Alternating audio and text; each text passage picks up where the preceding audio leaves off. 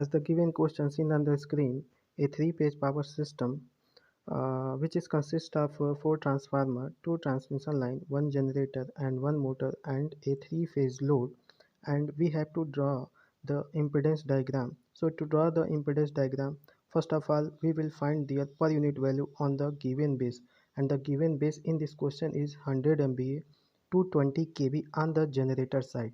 So one by one we will find their respective per unit values on the given base. So let us start solving it. Before solving this question, I am dividing this whole power system network into three zones.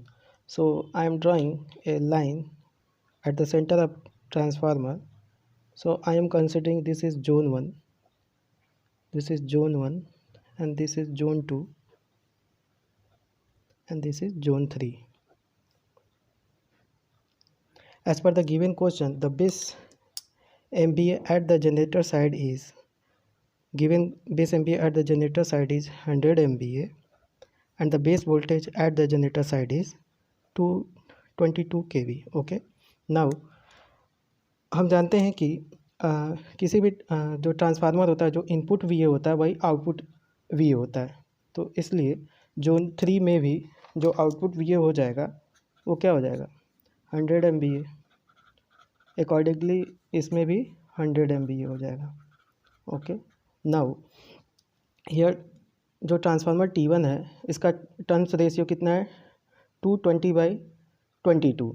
तो ये क्या कर रहा है, 22 kV को 220 kV में convert कर रहा है। दैट मीन्स क्या, जब न्यू बेस वोल्टेज 220 kV होगा तो न्यू बेस वोल्टेज इस ये साइड पे न्यू जो वोल्टेज आएगा वो कितना आ जाएगा, 220 kV। तो जो न्यू बेस वोल्टेज आएगा, तो मैं ऊपर में न्यू बेस वोल्टेज को लिख रहा हूँ तो यहाँ पे 220 kV आ जाएगा। वैसे ही ये क्या कर रहा है, ट्रांसफार्मर T3 22 kV को 110 में कन्वर्ट कर रहा है और जो न्यू बेस वोल्टेज है वो भी कितना है, 22 kV है, 22 kV है। तो वो ये अभी 22 को कितने में कन्वर्ट करेगा, 110 में। तो जो न्यू बेस वोल्टेज हो जाएगा इस जोन 2 में वो कितना हो जाएगा, 110 kV। ठीक है, अब देखिए ट्रांसफार्मर T2 क्या कर रहा है, 220 को 220 kV को 11 kV में कन्वर्ट कर रहा है और जो न्यू बेस वोल्टेज है वो भी कितना है, 220 है। तो इसका मतलब जो न्यू बेस वोल्टेज आएगा इस लोड साइड में वो कितना आ जाएगा, 11 kV। और ट्रांसफार्मर T4 क्या कर रहा है, 110 kV को 11 kV में कन्वर्ट कर रहा है। इसका मतलब जो यहाँ न्यू बेस वोल्टेज आया है 110 को, तो वो भी कितने में कन्वर्ट होगा, 11 में। तो ये सब न्यू बेस वोल्टेज हमने कैलकुलेट कर लिया और रिस्पेक्टिव न्यू बेस MVA हमने रिस्पेक्टिव जोन में कैलकुलेट कर ली। अब हम पर यूनिट वैल्यूज़ को कैलकुलेट करते हैं। तो जनरेटर की जो पर यूनिट वैल्यू होगी हम जानते हैं, XG न्यू जो होगा, एक्स ओल्ड कितना है, 0.18 इंटू MVA न्यू 100 अपान MVA old 90 into KV old कितना है, 22 और KV न्यू कितना है, 22। तो 22/22 whole square, so it will be 0.2 per unit. उसी तरह से हम क्या करेंगे, ट्रांसफार्मर T1 की भी पर यूनिट वैल्यू कैलकुलेट करेंगे। तो देखिए XT1 की per unit value, new x per unit old कितना है, 0.1 और MVA न्यू 100 है इस जोन में और ओल्ड कितना है, 50। ओके, और KV ओल्ड कितना है इस जोन में, 220 और KV न्यू कितना है, 220। तो 220/220 होल स्क्वायर। तो यहाँ से 0.1 इंटू 2, तो XT1 कितना आ गया, 0.2 पर यूनिट। XT1 कितना आ गया, 0.2 पर यूनिट आ गया। वैसे ही हम क्या करेंगे, XT3 न्यू कैलकुलेट करेंगे ट्रांसफार्मर 3 के लिए। तो इसकी जो पर यूनिट वैल्यू है वह है 0.064 इंटू न्यू बेस MVA इस जोन में कितना है, 100 और ओल्ड कितना है, 40 और ओल्ड वोल्टेज कितना है, 110 और न्यू वोल्टेज भी कितना है, न्यू बेस वोल्टेज 110। तो 110/110 होल स्क्वायर। तो ये हो जाएगा 0.064 इंटू 2.5। तो इसको जब हम कैलकुलेट करेंगे तो इसकी वैल्यू आ जाएगी 0.064 into 2.5, 0.16 per unit. XT3 per unit 0.x3 per unit आया। ठीक है, अब लाइन को कैलकुलेट करने से पहले हम T2 की न्यू पर यूनिट वैल्यू निकाल लेते हैं और T4 की पर यूनिट वैल्यू निकाल लेते हैं। तो देखिए XT2 न्यू कितना हो जाएगा, तो XT2 ओल्ड कितना है 0.06 इंटू 0.06 इंटू MVA न्यू इस जोन में कितना है 100 और MVA ओल्ड 40 है। ओके, MVA ओल्ड 40 है इंटू KV ओल्ड अपन KV न्यू, तो KV ओल्ड 11 है और KV न्यू भी 11 है, तो यहाँ से 11/11 का होल स्क्वायर, तो यहाँ से आ जाएगा 0.06 इंटू 2.5, तो ये कितना आ जाएगा 0.15 पर यूनिट, ये कितना आ जाएगा 0.15 पर यूनिट आएगा। ठीक है, सिमिलरली हम क्या करेंगे XT4 को भी कैलकुलेट करेंगे। XT4 न्यू, तो XT4 ओल्ड कितना है 0.08 per unit into MVO new zone में 100 है और MVO ओल्ड कितना है 40 है, और इसमें ओल्ड वोल्टेज 11 kV और न्यू बेस वोल्टेज कितना है 11 kV, तो ये 11/11 होल स्क्वायर, तो ये कितना आ जाएगा 0.08 इंटू 2.5, तो ये कितना आ जाएगा 0.2 पर यूनिट आ जाएगा, 0.2 पर यूनिट आ जाएगा। अब हम क्या करते हैं लाइन के पैरामीटर्स को कैलकुलेट करते हैं। ठीक है, लाइन की पर यूनिट वैल्यू कैलकुलेट करते हैं। तो देखिए जो लाइन है इस जोन में तो बेस MVA 100 है, तो लाइन की पर यूनिट कैसे लिखेंगे, ZL पर यूनिट कितना होगा, तो ZL actual in ohm upon Z base, और जेड बेस क्या होता है VLB whole square divide by S base 3 phase की। ठीक है, तो देखिए इस जोन में लाइन के क्रॉस जो वोल्टेज है लाइन 1 में, अभी मैं लाइन 1 को कैलकुलेट कर रहा हूँ, तो लाइन 1 पे 220 kV है, तो ये कितना हो जाएगा 220 का होल स्क्वायर, और न्यू बेस MVA कितना है 100, तो ये कितना आ जाएगा 484 ओम हो जाएगा जेड बेस फॉर लाइन 1। तो यहाँ से जेड पर यूनिट कितना आ जाएगा लाइन 1 के लिए फॉर लाइन 1, तो जेड एक्चुअल कितना है 408.4 डिवाइड बाई 484, तो ये आपका आ जाएगा 0.1 पर यूनिट। तो लाइन 1 की पर यूनिट वैल्यू कितनी आ गई J 0.1 पर यूनिट। सिमिलरली हम लाइन 2 की भी पर यूनिट वैल्यू कैलकुलेट करेंगे। तो देखिए लाइन 2 की पर यूनिट वैल्यू के लिए पहले हमको तो Z per unit of line 2 equal to ZL2 actual upon Z base of line 2, तो जेड बेस ऑफ लाइन 2 क्या हो जाएगा, इसके क्रॉस जो वोल्टेज आया 110 आया, तो 110 का whole square upon base MVA 100 है, तो ये कितना आ जाएगा 121 ओम। तो जेड पर यूनिट ऑफ लाइन 2 कितना आ जाएगा, ZL एक्चुअल कितना है 65.43 डिवाइडेड बाई 121, तो ये कितना आ जाएगा 65.43 डिवाइडेड बाई 121, यह आएगा 0.54 पर यूनिट। ओके, तो J 0.54 पर यूनिट। अब देखिए जो मोटर का जो MVA वैल्यू दिया है as per the given question, उसकी जो रेटिंग है वो है 66.5 MVA 10.45 kV, और इसका जो पर यूनिट वैल्यू XM दिया है ओल्ड वो है 0.185 पर यूनिट, और जो 3 फेज लोड दिया है वो है 57 MVA 10.4 kV, और इसका जो पावर फैक्टर दिया है वह है 0.6।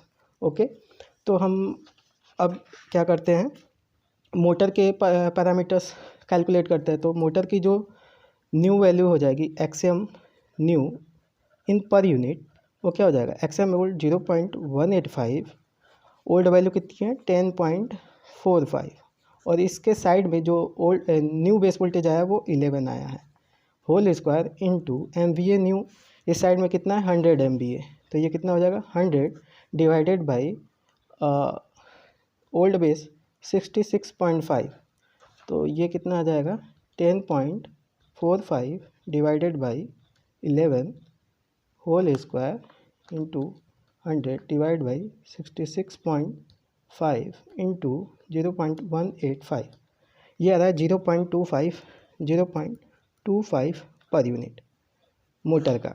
अब देखिए थ्री फेज लोड का पर यूनिट इम्पीडेंस कैसे निकालेंगे उसको देखते हैं। देखिए अब ये थ्री फेज लोड है, तो थ्री फेज लोड को सॉल्व करने के लिए देखिए वी नो दैट कि एस एल थ्री फेज जो होता है वो होता है 3 VPH conjugate.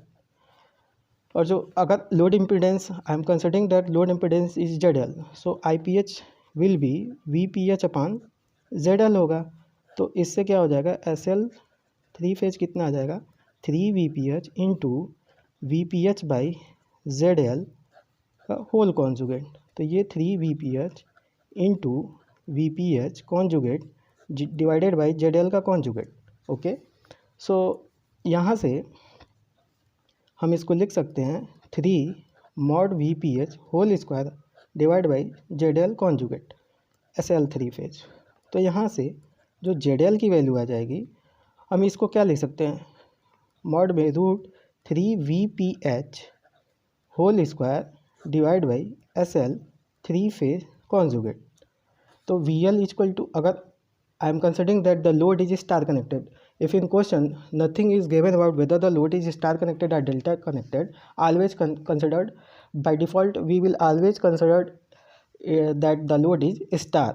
So here ZL, so it will become V line to line, so V line to line whole square SL three phase conjugate.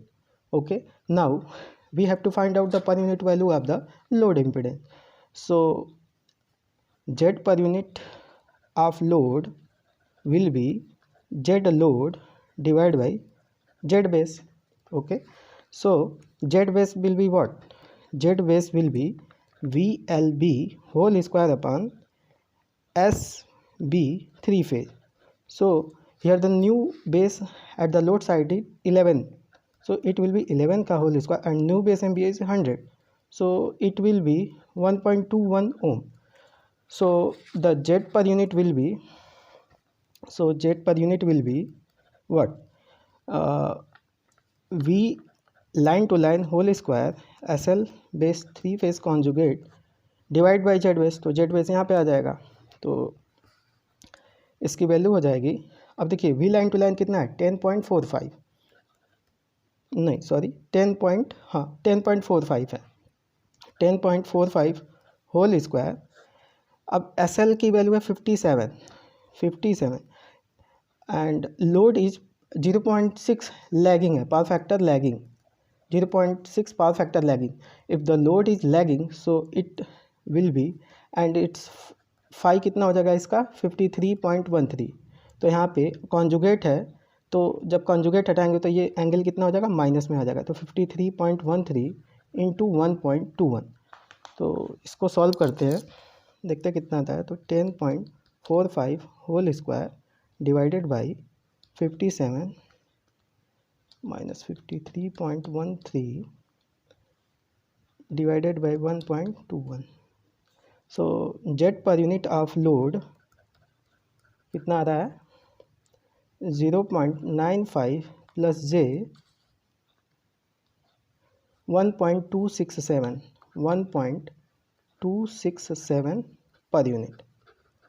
अब हम क्या करेंगे, इसका पर यूनिट डायग्राम ड्रॉ करेंगे, रिएक्टेंस डायग्राम ड्रा करेंगे। तो देखिए यहाँ पे ये बस है, तो बस से कनेक्टेड जनरेटर है, तो जनरेटर का हम XG1 ड्रॉ करेंगे और ये जनरेटर का EMF होगा EG, और हम इसको एक रेफरेंस बस जो कि 0 वोल्ट पे मैं कंसिडर कर रहा हूँ।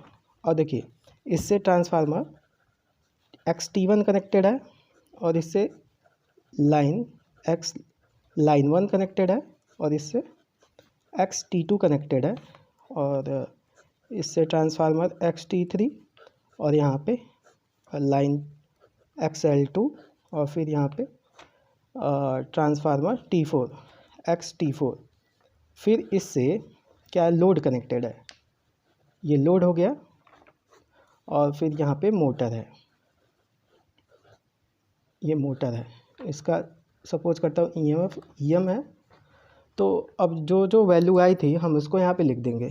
तो Xg1 जो आया था 0.2 पर यूनिट आया था, और Xt1 भी 0.2 पर यूनिट आया था जे, और ये आया था 0.16 पर यूनिट, और लाइन का 0.1 पर यूनिट आया था, और ये लाइन 2 का 0.54 पर यूनिट आई थिंक आया था, और इसका 0.15 पर यूनिट, और Xt4 का 0.2 पर यूनिट, और इसका जो लोड का जो रेजिस्टेंस आया था पर यूनिट में 0.95 पर यूनिट, और ये जो आया था वो जे 1.2667, और जो मोटर की जो पर यूनिट वैल्यू आई थी वो आई थी जे 0.25 पर यूनिट। अब मोटर तो पावर एब्जॉर्ब करेगा और जनरेटर पावर को डिलीवर करेगा। Thank you.